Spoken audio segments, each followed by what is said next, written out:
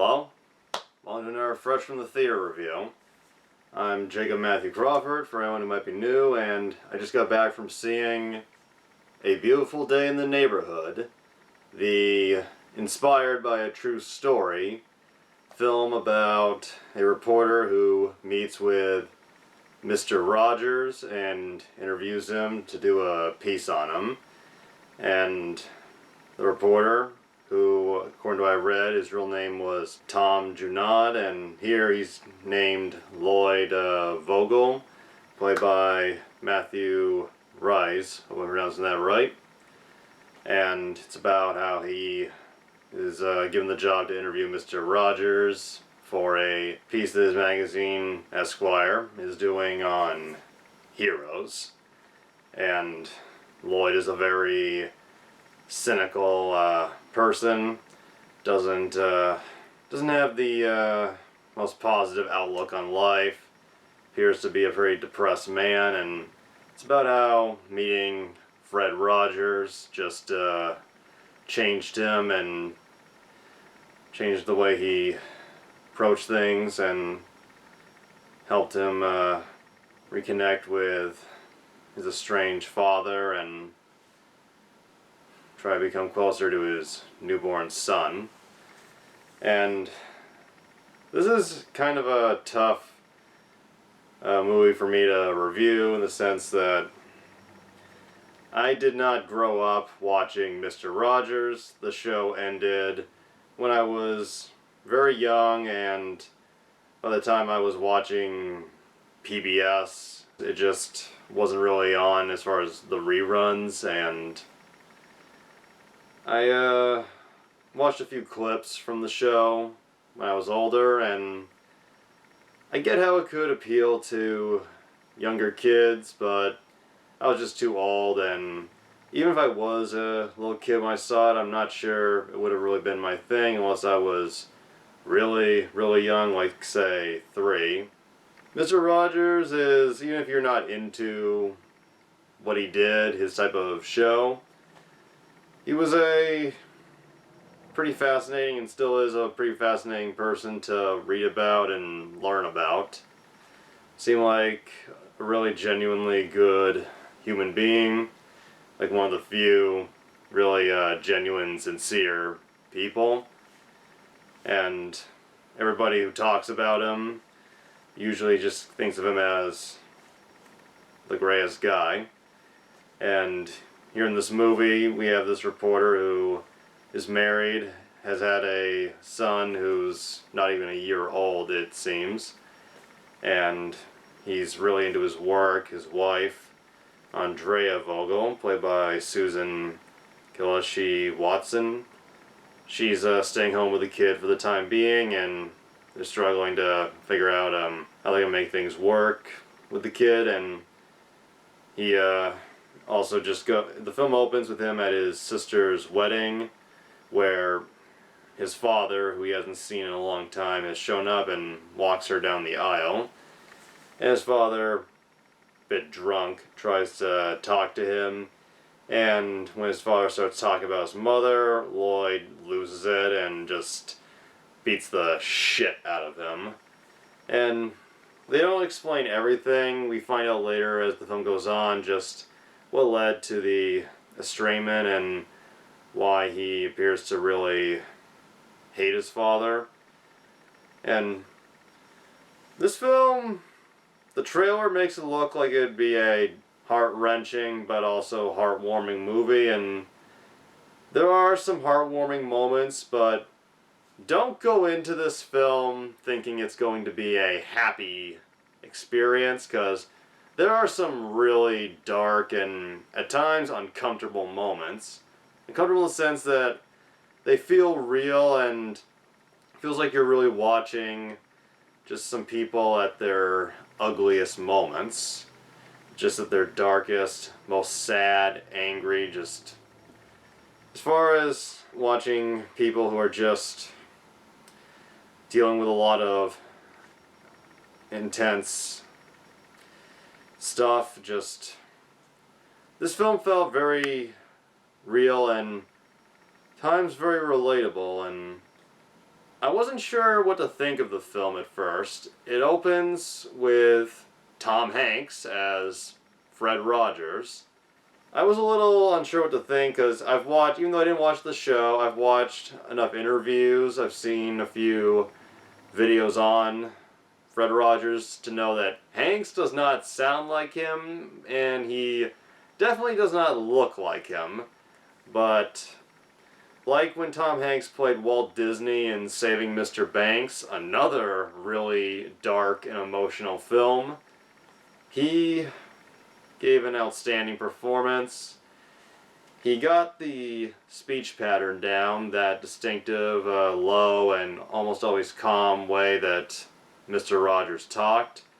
And there are several moments where we see Lloyd watching interviews that he's done in the past on the Arsenio Hall show, where he wore that crazy black-orange jacket, an appearance he made on Oprah, and that, forget exactly what it was, but that speech he gave to that senator about getting more funding for P.P.S. or educational television, and it's really cool that they showed those moments. Really good, really interesting. Really, I like when they integrate actual footage and moments like that and with a new actor, but they make it work. And the Lloyd character, we see in the opening scene, he opens in a way that it almost feels like an episode, I guess, of the show.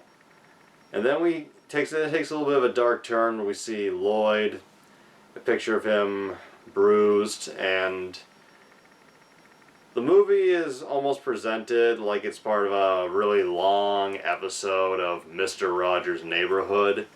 And I'll give the film really big props. All the scenes that are supposed to be filmed like an episode of the show have the same videotape quality that the original show had from what I've seen, and they really put effort. It's not like they just use the same camera for the movie and then the show. They actually made a point to create a difference. And the Lloyd character, he is very complex. To an extent, he's sympathetic, and to another extent, he's a little unlikable. You can tell he's hurting, he's dealing with a lot, and it's not just his father, it's just life and not sure what he's supposed to do. I think it's clear he loves his wife, but it seems like he's not sure and maybe a little afraid to try and doesn't know what to do as far as his son. And we find out later that his father, the reason they don't talk, that Lloyd doesn't want to talk to him, is his father left the family around the time that Lloyd's mother died. And we also find out that he had been cheating apparently on his mother shortly before he left. And they hadn't spoken for many years. And his father keeps trying to appear to him, and his father also comes off very unlikable in many scenes, even before we find out all the backstory about why Lloyd hates him. We see him coming off half the time as either drunk or just obnoxious. It all comes to head when he shows up at the apartment that Lloyd, Andrea, and their son Gavin live in, and he's brought with him, this probably didn't help, his girlfriend, who he's apparently been with for about 15 years, and Lloyd, who assaulted his father earlier in the film, just lets it all out, and his father, Jerry, just, you can tell he's trying to make amends. And it hurts to hear about the horrible stuff he did, the fuck-ups that he did in the past. And then he suddenly has, I think they mentioned it was like a heart attack. And I think that shortly after that we find out that he's sick and dying. hence why he's trying to make amends with his son. And Lloyd, at first, it doesn't change anything. He doesn't want to talk to him, he instead tries to focus on his work and goes back to Fred Rogers, who he's met a couple of times at this point in the film. The first time they meet, he still has the bruise from the fight at the wedding, and Mr. Rogers asks about it, and when he reveals that it was from a fight with his father, you see the genuine concern, just almost horrified feeling in Mr. Rogers upon hearing that.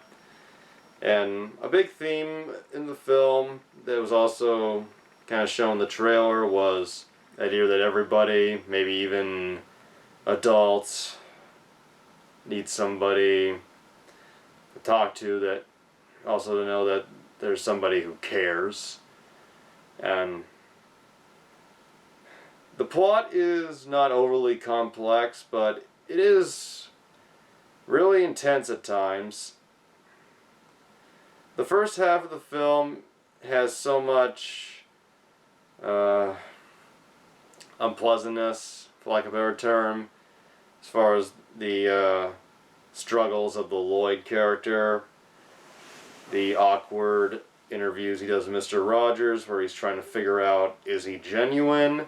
Is his understanding, nice personality just, is he real? And it's understandable to a lot of people, Mr. Rogers seems too nice to be human. There are some moments where Mr. Rogers' niceness attempt to be kid-friendly with Lloyd, who's a grown adult, is a little uncomfortable. It's like awkward and you're not sure what to think, but he gets to him eventually. And the film does not paint Mr. Rogers as, like, he does paint him as a good guy, but it doesn't paint him as 100% without demons. Like, we see he's not sure what to say, or he doesn't know all the answers for everything, and he talks about what he does to quell his anger whenever that comes up. And one of the things he talks about is hitting all the low keys of a piano. And at the end of the film, we get this scene that I'm still not sure what to think about, but it's also really good, where he's playing a piano after filming the show. It's a beautiful little tune, and then he suddenly starts banging the lower keys. Looks like he got frustrated, and then after a moment he resumes playing in just the same amount of harmony as before. And I like that the film gave Mr. Rogers some real, while still keeping it at a PG level, human moments. And can't get over it enough. This film was uncomfortable to watch in the first half. In the second half, things really started to pick up. The characters, like, this is a film where the characters are hard to watch, but that's, I believe, the intent, and you really grow attached to Lloyd, Andrea, and Jerry. By the way, I don't know if I mentioned yet, but the Jerry character, Lloyd's dad, is played by Chris Cooper, who has been in a whole bunch of stuff. He was another asshole dad in October Sky from 20 years ago, and he's good at playing either slimy or unlikable characters, but also giving a little bit of heart. And just I'm reminded of his role in October Sky, how he was a dad who had a complex and not perfect relationship with his son in that film, but near the end. And what I really like about the relationship in the second half between Jerry and Lloyd is Jerry does say he's sorry.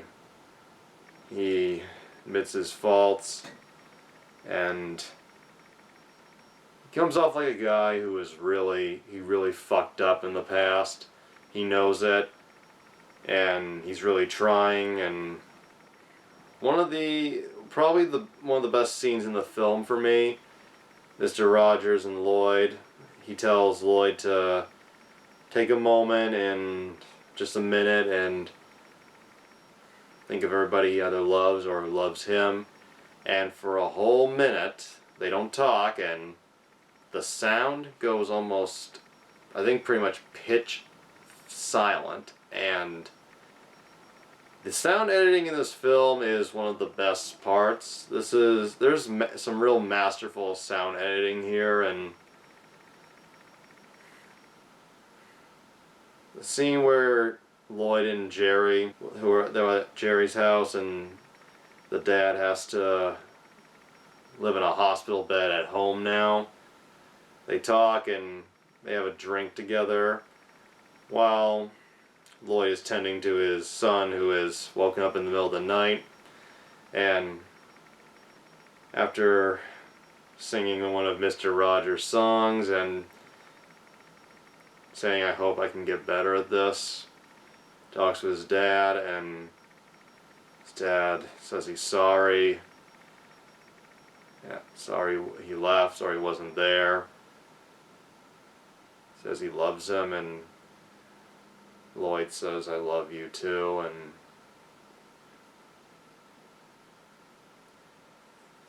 I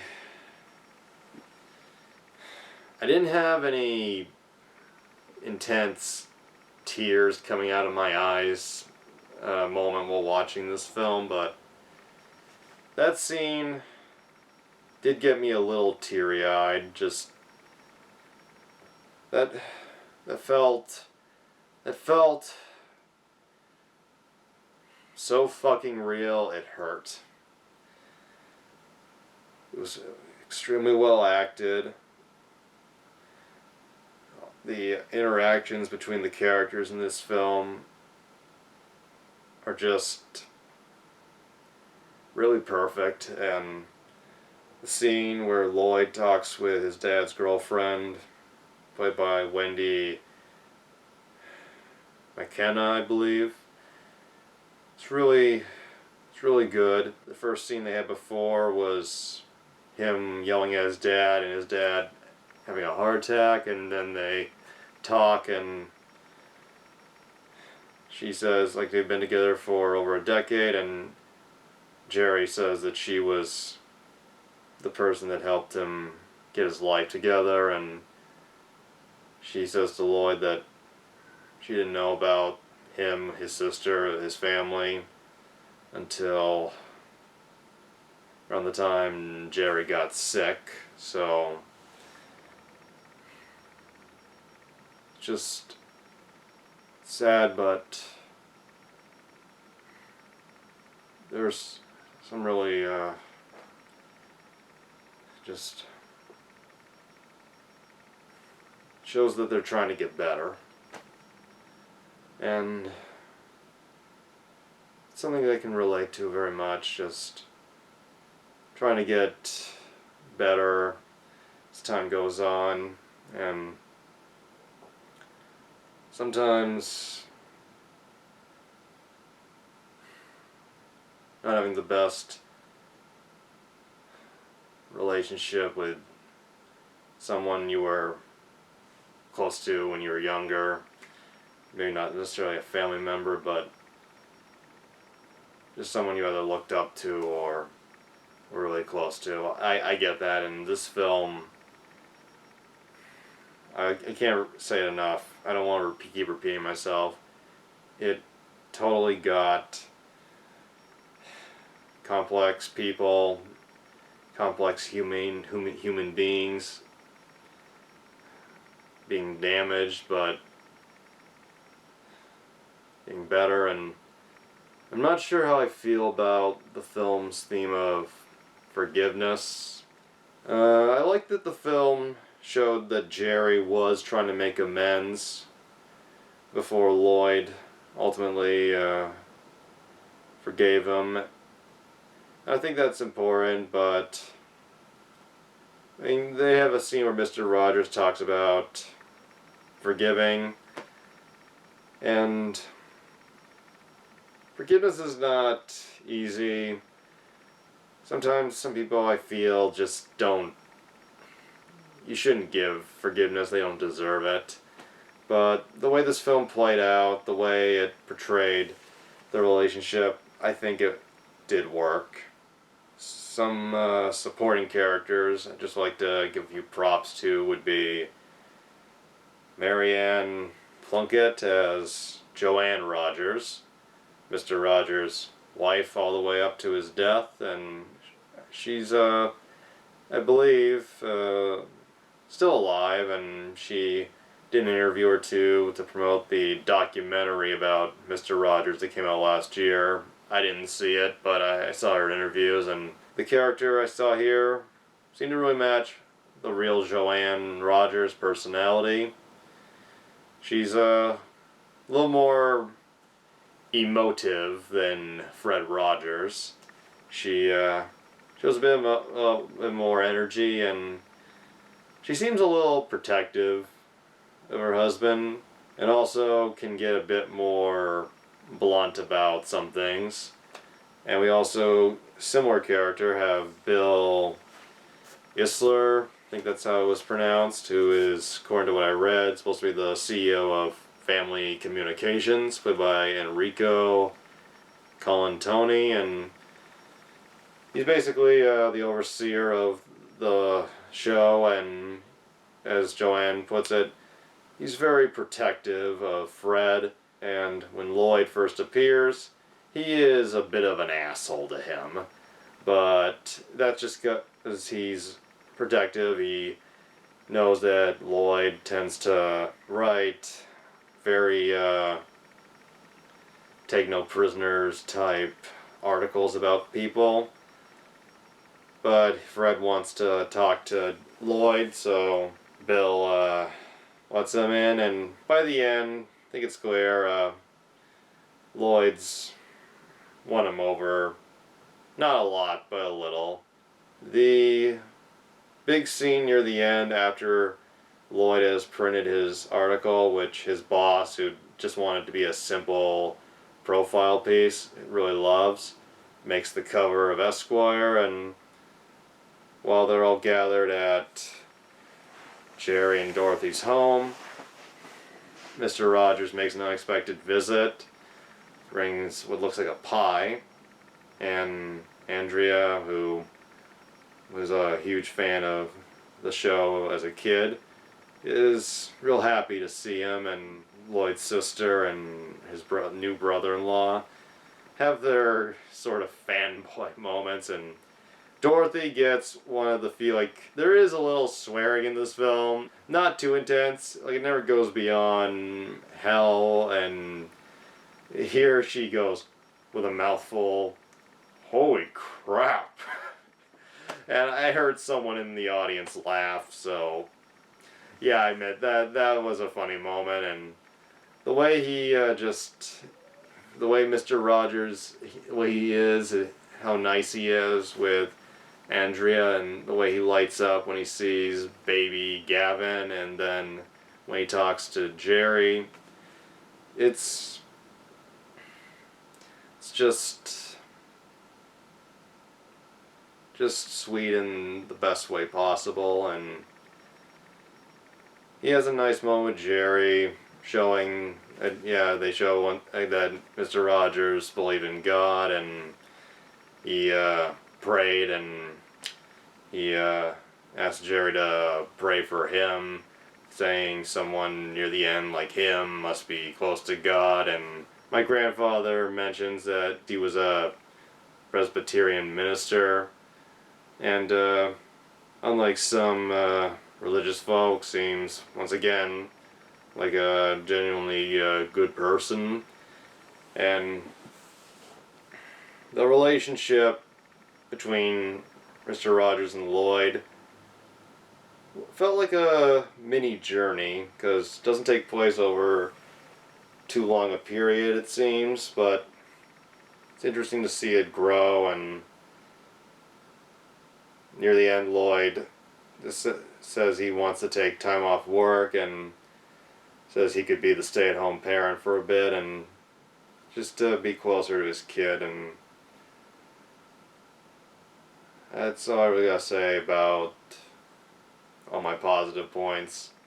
The film was dark, uncomfortable, but it had a touching end, and as the credits rolled, we got a song sung by the actual Mr. Rogers.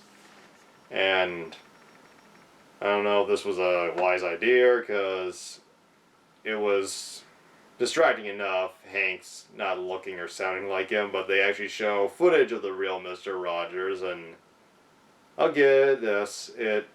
While not sure it's fair to Hanks to show the real guy so people can start comparing, it was nice that they actually featured him. And there were not a lot of people at the theater I saw this movie at, but there were a few. And when the film ended and the credits rolled, I noticed a family, like 2 old people, grandkids maybe, but when I went in there and I sat down and I looked at everybody heads back, they all were really old with white hair. So for a while I was like, am I the youngest person here? Apparently I wasn't, but that's what I was wondering for a moment. If I had any cons to give with a Beautiful Day in the Neighborhood, it would be two things. Whenever Lloyd travels from New York to Pittsburgh to talk to Fred, the travel is portrayed as models, like they're using models in the same style as Mr. Rogers' Neighborhood. Some outdoor, some exterior shots of New York City are models, and the models, like the show, are not really that convincing in the slightest. Again, it's meant to be a tribute to the show, how they would portray travel with the limited budget they had. I thought it was an interesting artistic choice, but given how dark and serious the film could get at times, it felt a little, I don't know, distracting. Seemed like it didn't match the tone. And the only other con I would have to say I have with A Beautiful Day in the Neighborhood is this weird fucking scene in the middle of the movie where Lloyd, after his father has his attack, travels to Pittsburgh to talk to Fred, and he starts imagining Mr. Rogers popping up as he makes his way to Pittsburgh. Like, he sees people that he thinks is Mr. Rogers, but then they turn out to be someone else, and when he arrives, he's suddenly forced onto the set of the show like he's a guest. And then he falls down, and we get this 10-minute or so sequence of him in a dream where he dreams that he's like shrunken down and he's on the miniature sets, and we get this dark area. The only thing that's lit up is him and his mother, who's in the hospital bed as she's dying, and tells him to stop holding on to the hate for his father. And I get what they're doing. They're showing the inner workings of his psyche, what he's going through, him sort of having a realization. But it's fucking trippy. There is, other than the model transition moments, there is nothing else like this sequence in the whole film, so I don't know, it felt really out of place. It didn't match the tone, the style of the rest of the film at all, so I really didn't know what to make of it. It was, I'm not sure, the best artistic choice to do. But other than those two things, I think this was a really great film. It's awkward as hell at times, but it's supposed to be. At least that's what I feel. I give props to the writers, Micah Fitzerman Blue and Noah Harpster, from a script that was apparently written years ago, based on what I read. And the director was Marielle Heller. She did a pretty decent job, minus the moments I just mentioned, and that's all I really gotta say. I give A Beautiful Day in the Neighborhood, on the 10-star scale, I'd say an 8. And on the 5-star scale, a 4. And I definitely recommend seeing it. You need to go in knowing that it's not going to be a happy movie, but I think you could really appreciate and respect what they did. And Tom Hanks, he's still got the magic, as cheesy as that sounds.